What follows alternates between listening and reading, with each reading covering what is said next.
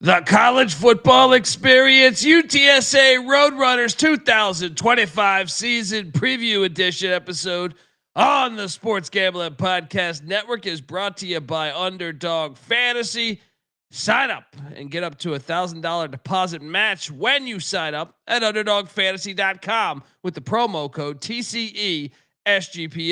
And remember, as always, folks, to let it ride.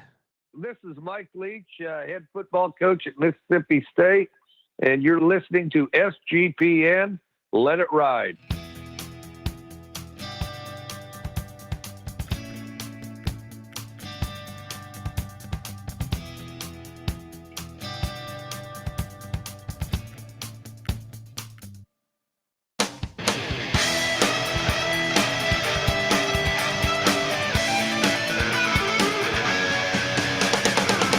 Yes, yes, yes. Woo! Welcome to the College Football Experience. UTSA Roadrunners. Look at this little thing. Alert, alert. Season preview for the year 2025. That is upon us. And look, people probably been wondering. I got several DMs. What's happening to the show? No, we're breaking down all 136 team previews with the solo podcast for each and every team in the land. We just took like a 8 or 9 day hiatus because, well, I was in Los Angeles recording from the studio, doing our conference previews. Flew back. They got me on the fucking Wuhan seat, so I've had a little bit of the flu. Don't get that Wuhan seat on the flight back, but here we are. We're back, and our previews are rolling again. 2 a days, pretty much. Sometimes 3 a days, all the way until August. Obviously, no July 4th because we will be getting drunk and shooting off explosives. So, look, if you're wondering who the hell you're listening to, my name is Colby Swig at Database Dan, a.k.a. Pick Dundee. That's not a pick. This is a pick. He was raised in the land down under, where a man thinks on his feet, speaks with his fists, and lives by his wits. When Dundee happened, he was a superstar. And you're nothing but a chameleon, lemon-headed, coward, terrorist pussy. And I'm after you, buddy. You're going to pay for it. Good night. Whoa, I love a football program that starts up. I've been asking George Mason to do it for a while. All right? 14 years ago, the people in good old San Antonio said, we're starting a goddamn football team. You got to be a part of it or not. And now they've climbed their way all the way up into the American Athletic Conference. The best, the real conference of champs now that the Pac-12's gone. And look, I'm on board. I love everything about them in that capacity, in that regard. I am joined, yes, there we go, by my co-host. He is the host of the College Basketball Experience. Make sure you check out all the episodes happening over there. Give it up for former staffer at Austin Peay with the Governors, South Carolina with the Gamecocks, and West Virginia with the Mountaineers, Ryan McIntyre, a.k.a. Moneyline Mac. How are you, brother? Doing good, meep. I love some Roadrunners, UTSA, Coach Traylor. Let's talk about it, baby. Mac tonight. Come on, make it Mac tonight. Yes, Coach Traylor is a hot commodity. This is the only dangerous thing here with another winning season. You gotta think that some teams will come calling. I felt like, and he has ties to like Arkansas, which might possibly be open, even though we are pulled pork Pittman fans and we think he's going to defy the odds. But it's tricky because he's got some ties. Also, just in the state of Texas, I feel like could have some jobs open there. Yeah, I let's just start the slideshow. Let's jump into this thing. YouTube.com/the college experience. As look at those meet fire name as far as I'm concerned. The Roadrunners, fun name. But like you mentioned, Jeff Traylor is a fucking great coach. 11-3 And I think in 21, I believe he was 11-3 or 11-2. Then 11-3 in 22, 9-4 in 23. And that's, remember, he jumped up though from CUSA to AAC, so that's logical. Then 7-6 last year. You could say, okay, setback year, but he didn't have Frank Captain Harris as his quarterback, who was a quarterback for UTSA like for 20 years. I feel like he's 46-20 overall. Where are you at with Coach Traylor? Oh, Traylor's awesome. To put in perspective how good a job he's done, they had 3 winning seasons. I know they are a newer program, but 5 straight winning seasons. Last year being, I guess, maybe the worst of the 5, but still 7-6, win a bowl game. The 12-win season, the 11-win season, they jump up, they still win 9. It's been a model of consistency, and like you said, 46-20. He's got ties to Arkansas, SMU, Texas. He high school coach in Texas. There could be some jobs open in that great state. So he might be a hot commodity here. I mean, I feel like that's always been the fear. So in a way, let me ask you something. I know we're going to dive into every game on the schedule, the offense, defense, special teams, all that shit, but is it better to not win the AAC this year if it means winning it the next year?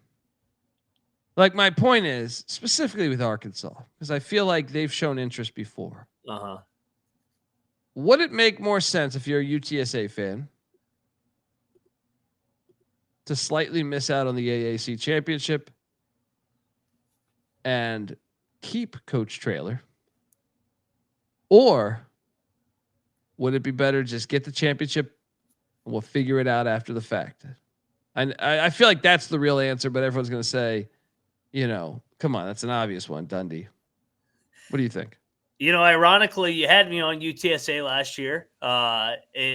So I said you never pass up winning a championship. As much as I'm sure they'd love to have Traylor for life, it's not going to happen. He's eventually going to move on to a bigger gig with some more money. So never pass up a championship. Last year they got what they wanted, 7-6. He's back, and now they got a lot of production coming back that we'll touch on. But I want a championship, especially in this era where you can get to the college football playoff. And I know they were talking about it a little bit last year, and they kind of underachieved for those standards.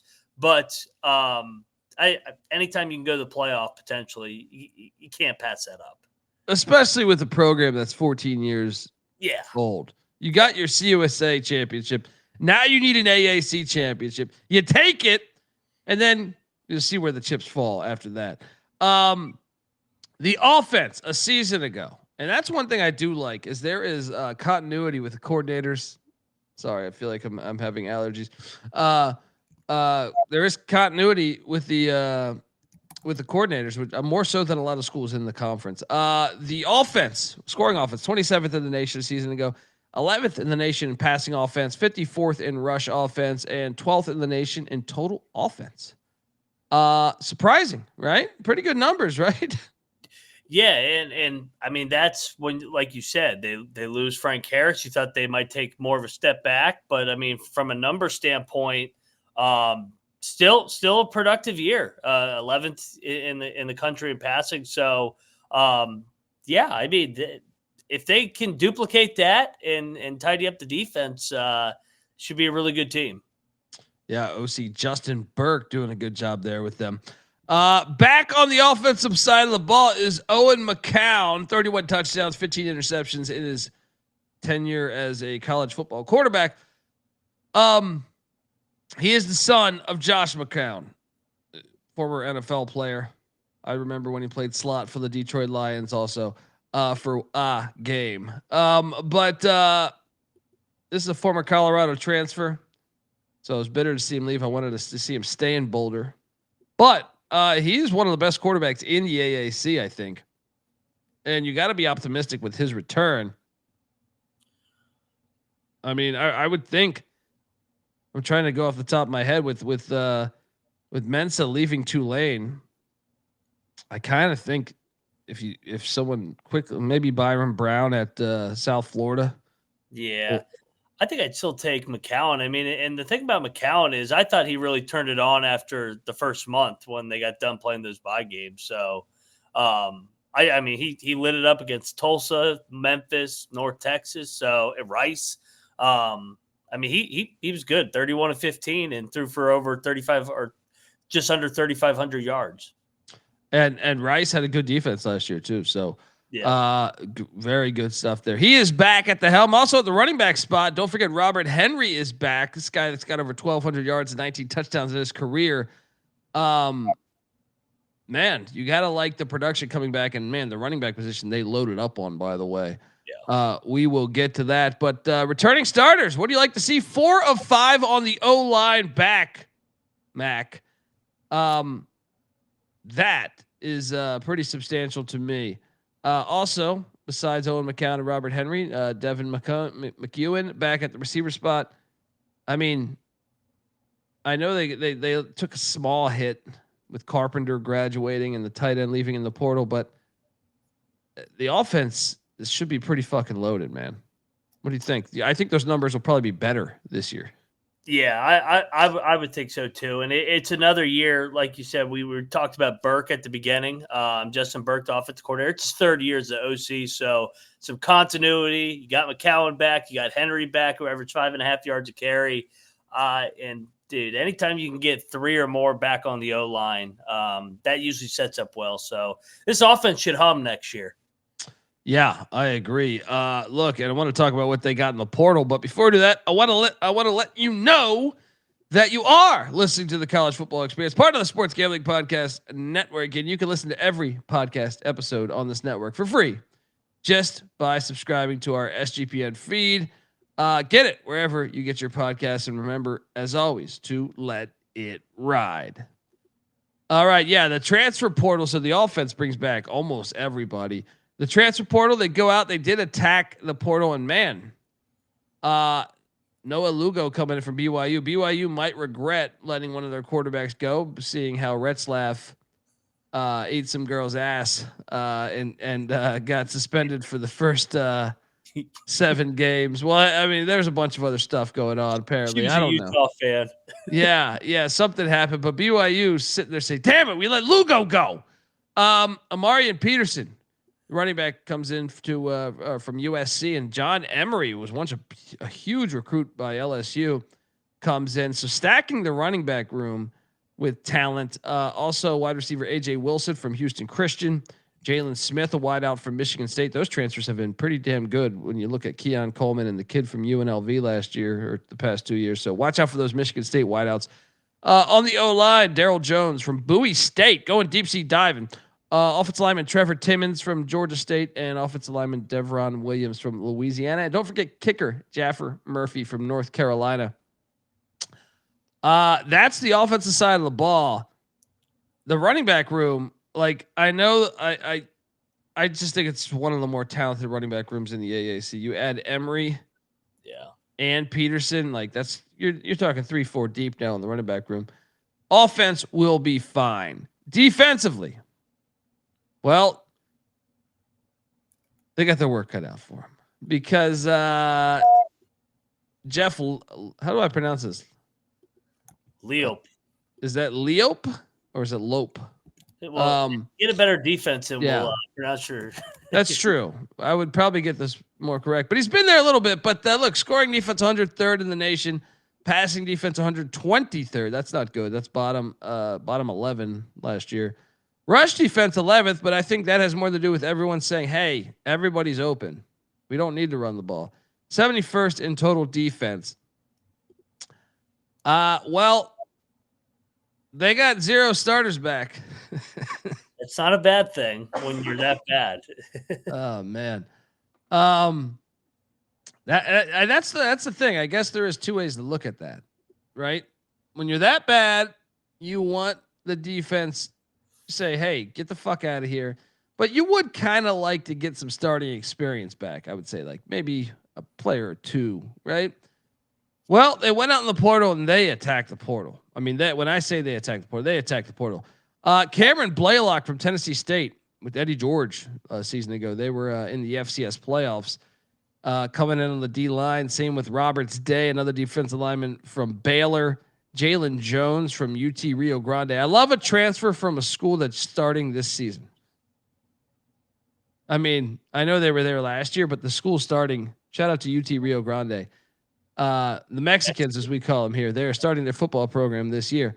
Don Munnerlin from Toledo, bringing in some quality teams. I would say, I can't break down Jalen Jones's tape at UTRVG, but the other guys pretty decent there. Jashad Presley, UCF at the linebacker spot. Shad Banks had some solid numbers at TCU. Linebacker Brandon Tucker from Texas A&M Commerce, and cornerback Caden Meyer from Nevada.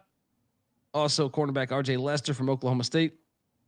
Safety Cam Upshaw from Memphis, and I got him twice. And also Brandon Jacob from UCF.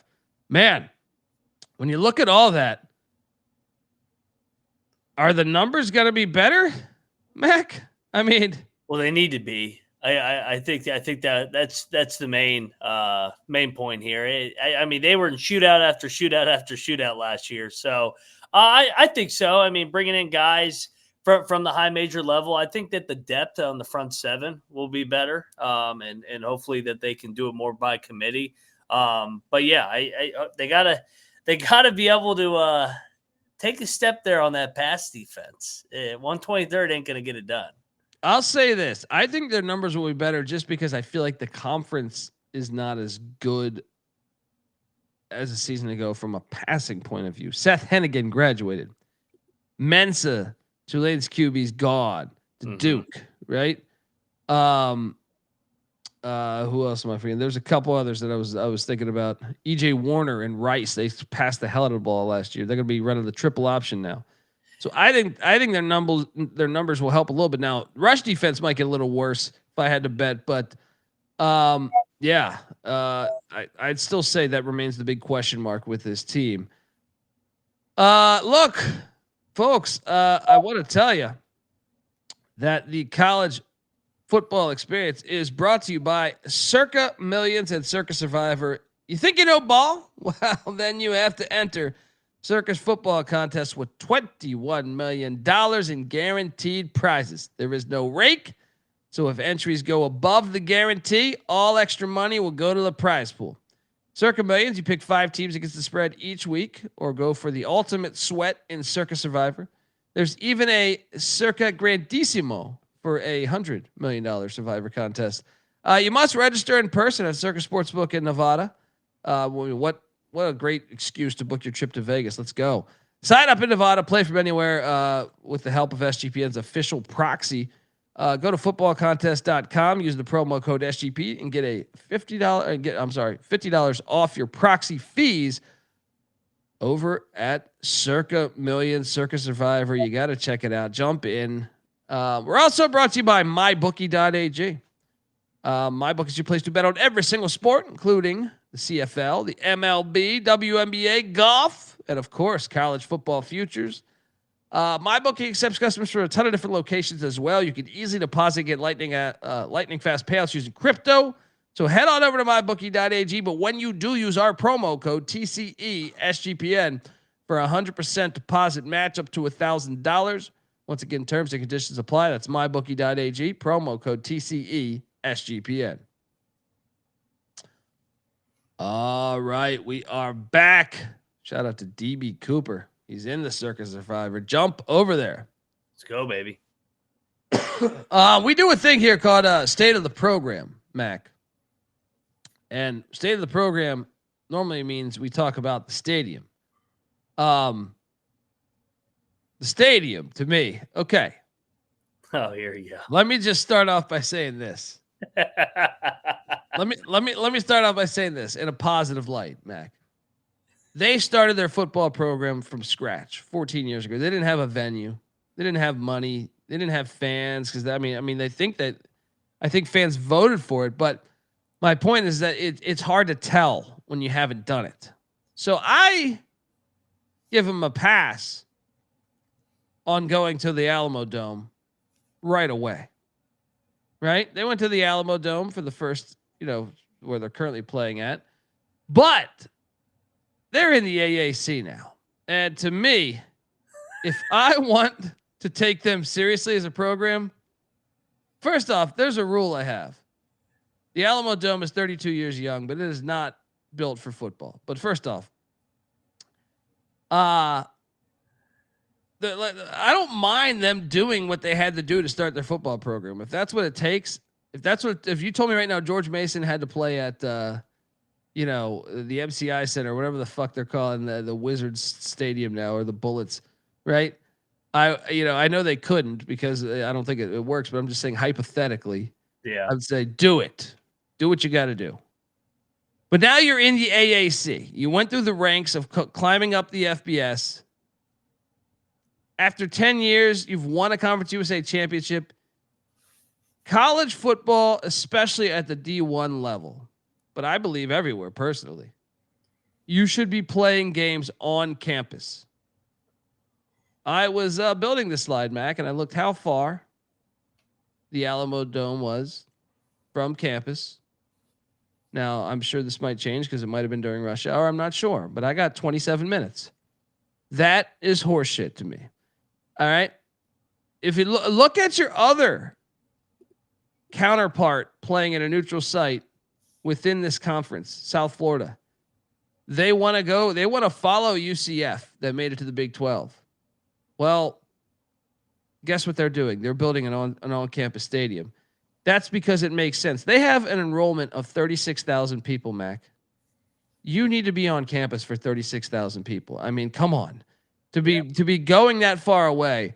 But also, I've mentioned this on years past, and all these UTSA fans love to hop in there and say, well, it's too hot. You haven't been to San Antonio in late August, early September. And I'm like, A, you don't know that because I have been drunk in your city before, right? And B, UT Rio Grande, we just talked about. They're south of San Antonio, starting a football program, brand new stadium, outdoors, boom, right? Come on. That's your advantage, first off. That's your advantage. You are handicapping your fucking advantage. You don't think it's hot in Tucson, Arizona, or Las Cruces, New Mexico, or El Paso, Texas, or anywhere? Yeah, or Tempe, Arizona, Miami, Florida. Shut the fuck up. And I look. And how about this? If you look at all the teams that do this, UCLA plays at the Rose Bowl. Okay, I give them a pass because the Rose Bowl is super fucking classic, right? But they still have a problem with fan attendance. Miami, Florida, ever since they left the Orange Bowl, huge problem with fan attendance. Temple Owls, they play at the Link for some dumb reason. Huge problem with attendance. UNLV, huge problem. It's like a road game when they play at home. Horrible. Yeah. So it's time to get the people together and get a stadium on campus, Max. So I did give it a 1 of 10 because look at this shit. All right. Look, I don't even like, I guess that's a decent turnout, but you have no one up top. It's just, this is not football. All right. This is just, you did what you had to do. And I respect that, but now it's time to turn that page. They have good fans. I feel like they have, out of those teams I mentioned that play at these neutrals or that play at non-campus stadiums, they might have the best fans of them all. They might, but they got to fix this. What do you give this on your 1 to 10?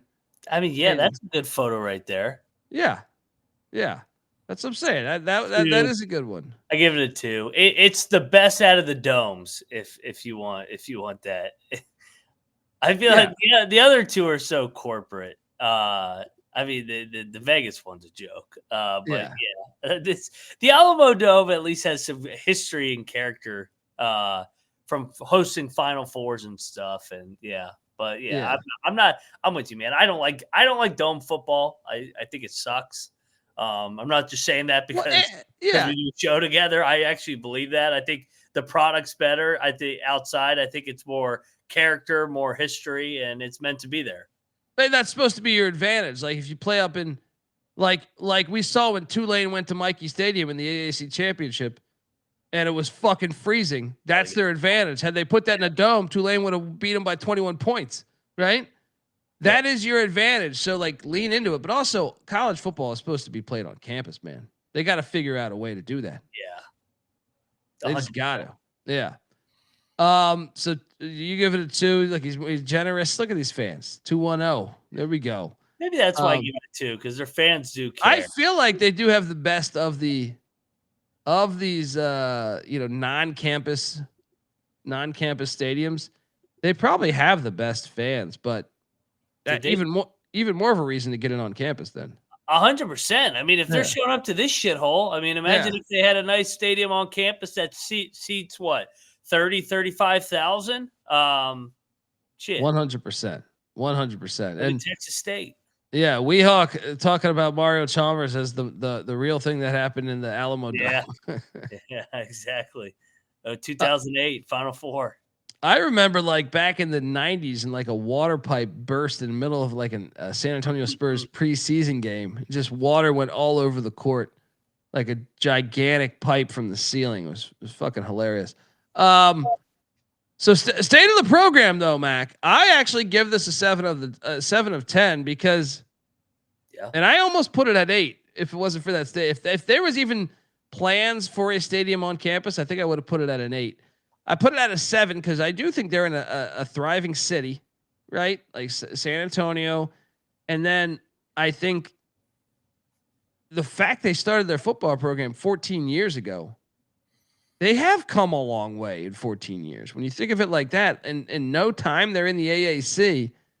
I mean, they surpassed, like take JMU, who's been playing football since the 70s. They're still in the Sun Belt, like they would want the AAC's money. UTSA was able to coast right in on that. So I do think it deserves a 7 of 10. I do think if you're a fan, you saw Texas State join their rivals, UTSA's rivals, Texas State joined the Pac-12. Yeah. I mean, what do you give the state of the program, 1 to 10? I'll give it an 8 just because I think 5 straight winning seasons. They've only been here 14 years. Are they kicking themselves that Texas State got the invite over them? I think no. I think their money's kind of even, but I do think, I don't know. They might down the road. I don't think they are right now. Yeah, we'll see how it shakes out because from the way I hear it, the AAC will still have the leg up financially for each of their teams, but barely. I think but I don't know. It does make it because you might think the new Pac-12 might be the best football conference outside of the Power Four. And that might make it a little tricky, but I don't know. You look at the AAC, obviously you got ECU, best team in the nation, Army, Navy, Memphis, Tulane, South Florida. You still got some heat. So 8 of 10 for you, 7 of 10 for me. Get that stadium going on campus and let's go. Let's talk about the schedule. All right. Because fun times in San Antonio. Well, for the season, week 1, when they head to College Station, Texas, take on the Texas A&M Aggies. And Mike Elko in a series that goes back 9 seasons. I am curious. Do you have a line on this one, by the way? This has got to be what, 31, 28, something like that? Bear with me looking this up now. It is Texas A&M is laying 21. Yeah, I think you have to take I don't know. That's tough. Because A&M's offensive line is so good. And if that defense, like with no one returning on defense. Yeah. 0-1. Definitely 0-1. They're not winning in college. 21 points. I still think I gotta see. I guess I would take it because Marcel Reed hasn't proven to be like super great in the air. So if you're running the ball that much, the clock is burning. But I don't feel good about 21 points there. Yeah. How about you? I might lay it, honestly. I think that A&M's so good in the trenches. But I mean, I don't think that they're going to get drilled. I mean, I could see it playing out like some of their Texas games. It just gets away from them in the third, fourth quarter. Yeah. So 0-1 out the gate. No shame in that. Then you got the Battle of I-35. Newest Pac-12 team, Texas State, who whooped their ass last year, by the way. Texas State has now got to head into that filthy Alamodome, take on UTSA. I got revenge on the mind, Mac. I think UTSA is going to get this game. I am a little concerned about the body blow that could be Texas A&M. Yeah. And I think this is an awesome game. And I believe me and you have had a conversation randomly about how this should be a Thursday night game or a Friday night game. This would be an awesome game. I mean, it still is an awesome game. It's just, I feel like for the lay college football fan, they don't know about this rivalry. But I'm taking UTSA to get this win. What are you doing here? Yeah, they're 5-1 all time. They finally lost to Texas State last year. I like the Roadrunners to get their revenge after getting embarrassed last year. I mean, they got housed. Yeah. 49-10. And they remember that shit. And if you're wondering, folks, how can I say it's a good rivalry when it's 6 years? It's beyond football. The universities and all the other sports they've had for a while, they're rivals. So, 1-1. Let's go. Then I love this game on the schedule. And here's further more proof to you fucking idiots that say you can't be outside. Guess what incarnate word has? They have an outdoor stadium. Guess where they're located, Mac? San Antonio, Texas. Holy shit. Crazy concept. They also had the first pick of the draft in Cam Ward. I love this game on the schedule. Battle of San Antonio. They should play this every year. I will take UTSA to be 2-1. I will too. 2-1 for the old Roadrunners. Let's go. Then they head to Fort Collins, Colorado. Now, I will tell you this. We did our Colorado State preview. I took Colorado State. Am I concerned a little bit about the pass defense of UTSA facing an air raid quarterback who started 3 years? A little bit. Especially when I dove into how bad these passing numbers were from the defense of UTSA a season ago. However, I still believe UTSA is a tougher team than them. So I will take these Roadrunners, but I don't feel great about it. What are you doing here? I am going to take the home team here. I think Colorado State at home, Fort Collins, they're actually coming off a bye in this game. That was one of my reasons why I took them here. I think that this will be a shootout, but give me Colorado State to find a way to win a entertaining one out there in the mountains. I'll tell you this, buddy. This is the closest I've been to Benedicting on our team previews already. I think some of the BYU games I will Benedict with the Retzlaff news. Yeah. But this one I was close. When you dive into those passing numbers, you're like, woo. Yeah. But I'm sticking to my guns. UTSA 3-1. 3-1, and then we got a bye week, and this is a good time for me to remind you that the college football experience is brought to you by Underdog Fantasy. Look, Underdog, their Best Ball Mania is happening all summer long, giving away $15 million in prizes, including $2 million to first place. There's no waiver wire, no arguments about trades. Best Ball is the best way to play fantasy football. So jump on over there, sign up, and when you do, use our promo code TCESGPN to claim your special pick plus first-time deposit offer up to $1,000 in bonus credits. UnderdogFantasy.com, promo code TCESGPN. We're also brought to you by Rhythm. You probably heard me talk about Rhythm before. They just dropped a game-changing new feature called Power Trends. These are AI-detected patterns where Rhythm's model has consistently won and has a very high ROI. Think like a strikeout prop that wins 59% of the time when the line and win probability hit a certain range. And look, Power Trends are updated daily and exclusive to Rhythm and Rhythm only. So check it out. All right, download the Rhythm app, check out Power Trends, and start betting smarter. You know we will be. Get your 7-day free trial period, sportsgamblingpodcast.com/rhythm. That's RITHMM. That's sportsgamblingpodcast.com/rhythm. All right. We are back. Coming out of the bye, I got him at 3-1. You got him at 2-2 in the non-con. And then comes conference play. Heading to the link where 16 people will be here. I actually think this is an interesting game, but I think I'm going to just trust UTSA. It's not It's not that cold yet. I believe it's like October 5th, I think, or 4th, something like that. Yeah. So I gotta move into 4-1. How about you? I got him winning this one off the bye week. Temple's going to be well coached, but I think that we're going to see them be chippier in November. I think UTSA, a roster standpoint, too much for Temple this early in the year, and it's not really a road game because there's 5 people there. This is one you'd want and it's not cold yet. If it was in November, I actually think Temple would maybe get it. Yeah, because after that, the Rice Owls running the triple, and I'm fascinated by this game. I do believe on the Rice preview I took UTSA, so I'll stick to that. But am I like Army has given UTSA fits, so why wouldn't Rice? Now, maybe because it's year 1 of implementing a brand new system and major overhaul. But I can't wait to watch it. But I'll stick to it, man. I got him sitting there with still 1 loss, man. What are you doing here? I got him winning another one as well. That gets me to 4-2. You got him at 5-2. No, I got a 5-1. Yeah. Sorry. Yes, 5-1, and I'm 4-2.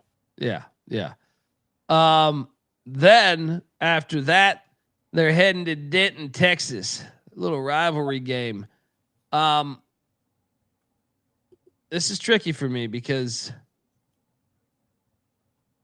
I was doing some homework on North Texas. I might have been underselling them on some of those wins this upcoming season, but I still think UTSA is a better team right now. So I will take. But my boy Reese Poffenberger is starting for North Texas. Yeah, I kind of love that, but I think UTSA is a little bit better of a roster. I will say this is a more losable game than I thought it was 2 weeks ago. This game's going to be in the 40s, isn't it? Last year, 48-27. Yeah. Give me UTSA. Like you said, I trust Traylor more than Morris, especially this getting later in the year. So I got him 3-0 in league play to start off. That's the benefit of having this tough non-con schedule is they're going to be prepared for league play. I mean, this is a good non-con with A&M, Colorado State, and Texas State. Yeah, I got them 6-1. Woo. Now, this next stretch though, their schedule's kind of backloaded. Because they get a bye week. Now, you got to like the bye week before the Tulane game. But man, this is a game. I had a hard time with this one. It's a Thursday night game, by the way, which has me thinking UTSA will have that filthy Alamodome hopping. Yeah.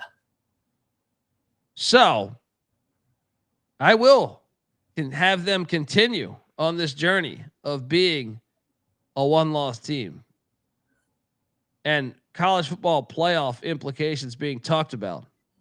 Give me a win against Tulane. You? Yeah, I like it. And this is a Thursday night game.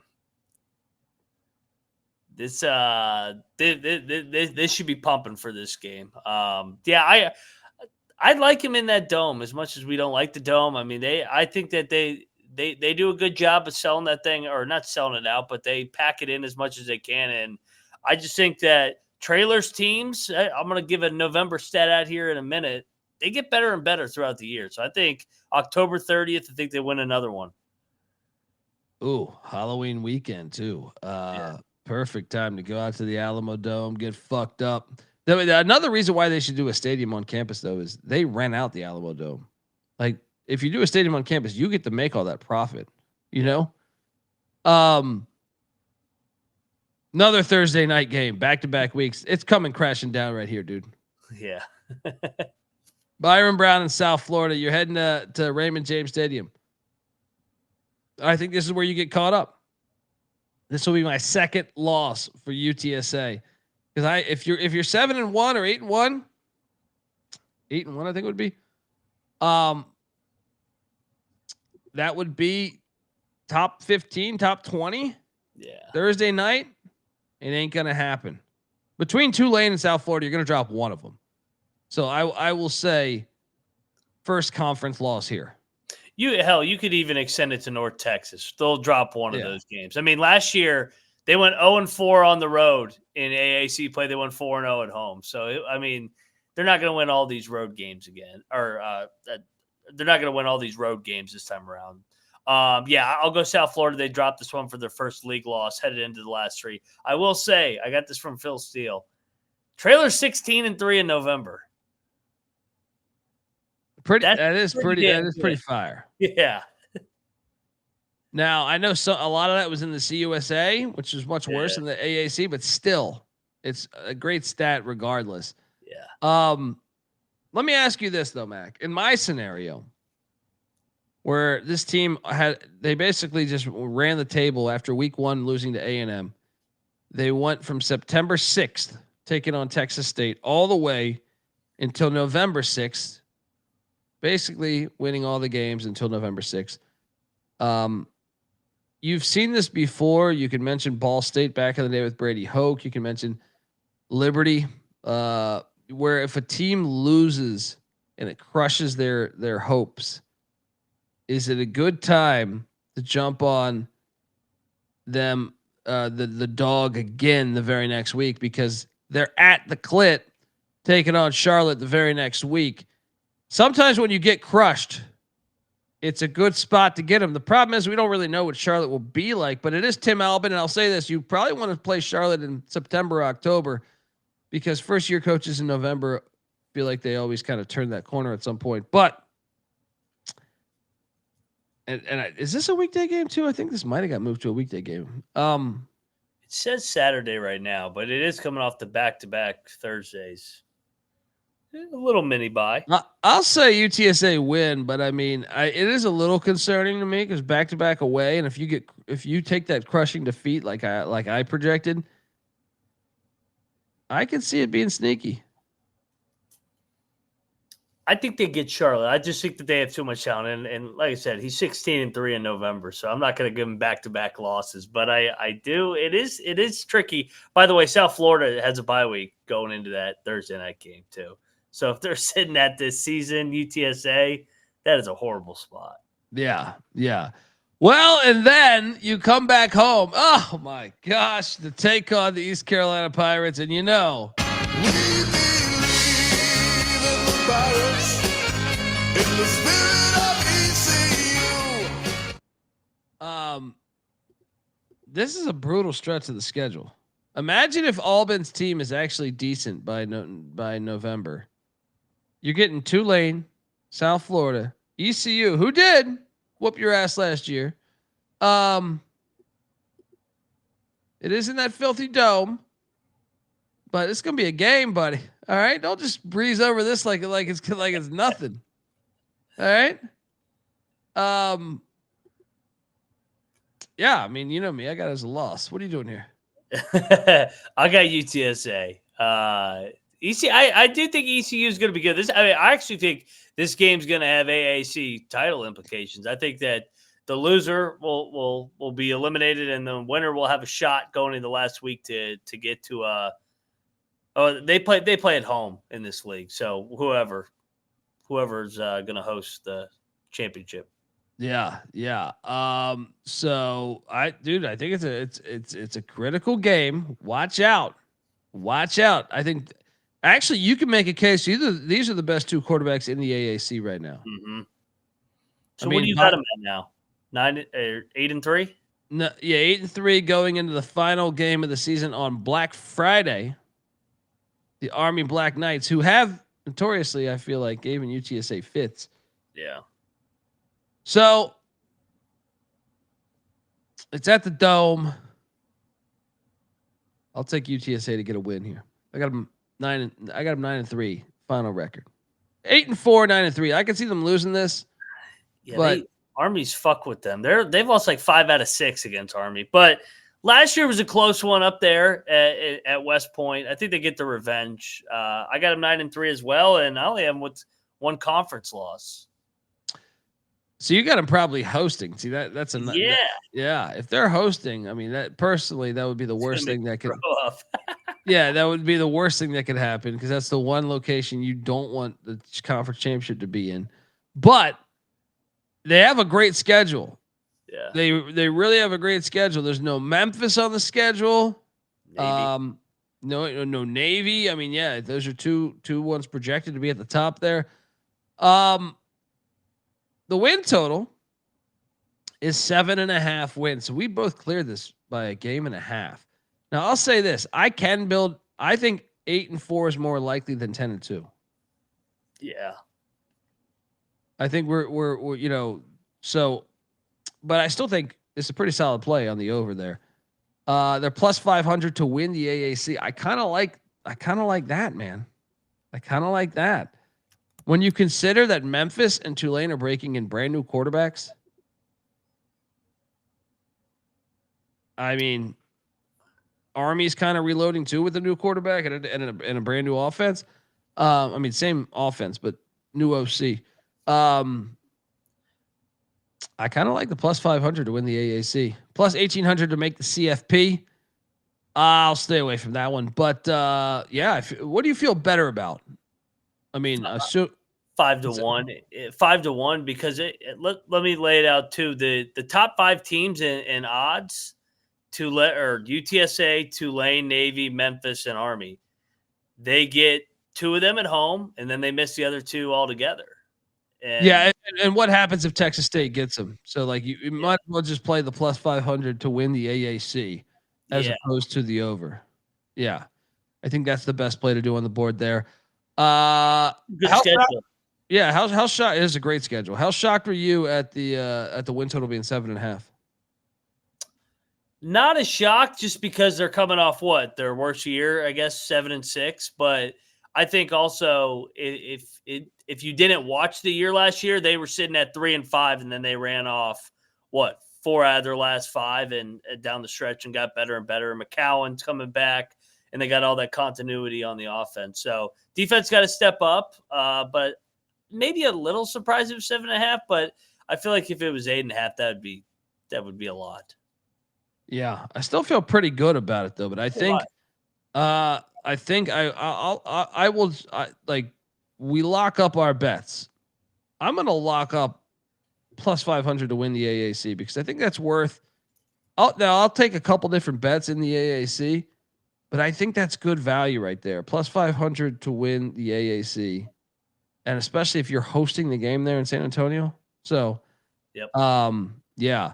Shout out to the chat. They're asking about the show. No, we have Arizona State coming up next in about 20 minutes or 15 minutes here. But Mac,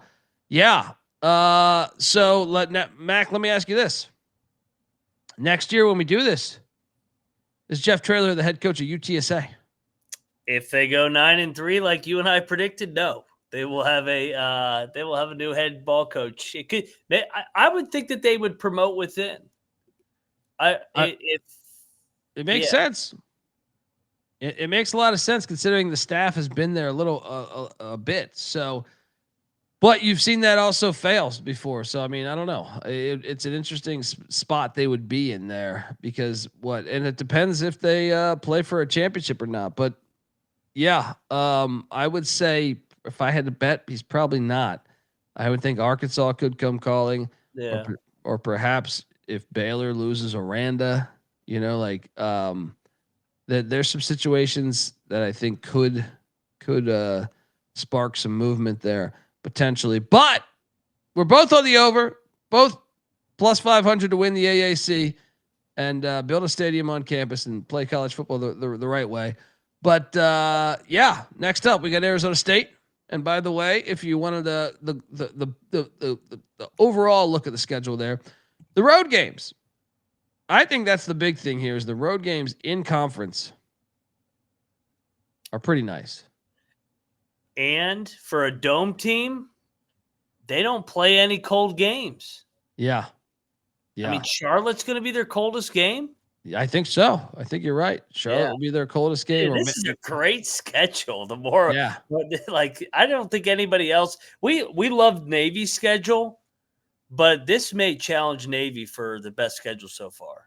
Yeah, when you think about it could be cold in November or late October. You think about Temple, which they get in early October 4th. You think about Navy, they don't get. You think about Army, they get them at home. You think about East Carolina, they get them at home. You think about Tulsa, they don't play them. So, nice schedule. It is a nice schedule. I guess maybe North Texas could be sneaky. That's week 8 though. No, I think you're right. Charlotte's the coldest it'll be. Yeah. It's still in Texas. Yeah. This might be the finale for Mr. Traylor. We might be talking about head coach Justin Burke next year. Yeah, I think so. Right. I think we might. All right, folks, look, we'll be back. Remember, we're breaking down all 136 teams. We got Arizona State, the Sun Devils we're doing here in about 15 minutes. Enjoy the slideshow on the way out. Once again, highly recommend watching the show, youtube.com/the college experience. Because we like to honor the history of the sport and the history of each team, even though it's only 14 years deep, we honor it all. Right. So, subscribe, tell a friend. All right. Mac's on Twitter at moneyline_Mac. I'm on Twitter at TheColBD. The college football experience is on Twitter at TCE on SGPN. And check us out. Till next time, this is the college football experience. You better start thinking about yours. And we out of here.